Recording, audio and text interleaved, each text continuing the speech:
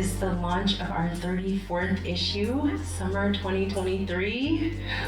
We've been around a minute.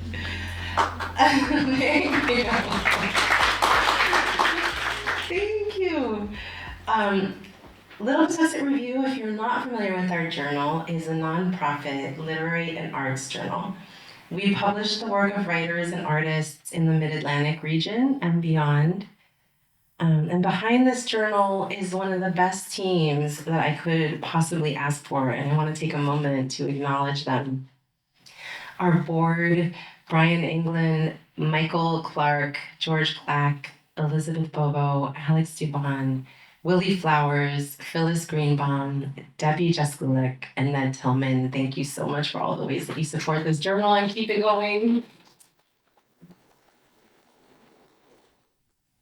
I also want to acknowledge our publisher, Kellen Mann, our fiction editor, Lisa Lynn Bigger, our nonfiction editor, Gabriela Souza, our poetry editor, Evan Lesavoy, our contributing editors, Susan Thornton Hobby and Anne Bracken, our designer, David Sonner, our online editor, Wendy Walker, our copy editor, Kelly Hagan, and our videographer, Alan King, many of whom are here tonight, so great to see you after you. So say hello.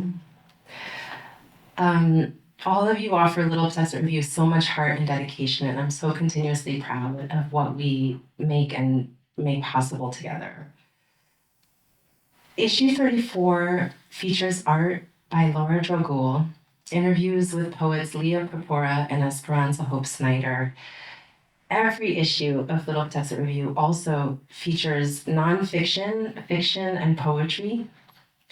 The selections are made from over 1,000 submissions nationally. All the issues I've done as editor have been unthemed, and yet a kind of magic often happens. Some connected thread rises to the surface. And as editor, I just love the process of listening to the work and sort of letting it show me what each issue is going to be about.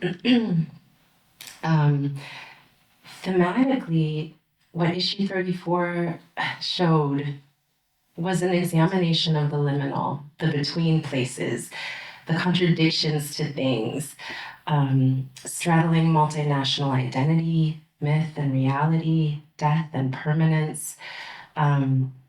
This is a thread that really spoke to me personally, and I was just so excited to see the many ways that our contributors were taking it on, and I hope that you will be too. But I also want to speak to form. Sometimes it's not only the theme, but forms that'll come and sort of dominate an issue. So you will find strikingly powerful works of fiction and nonfiction in this issue, but at the same time, the contributing poets demanded more space in this issue than they usually do.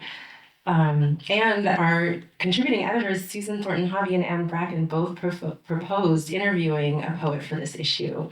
So Susan proposed Leah Purpura and Anne Esperanza Hope Snyder, and both of them will speak about that later today.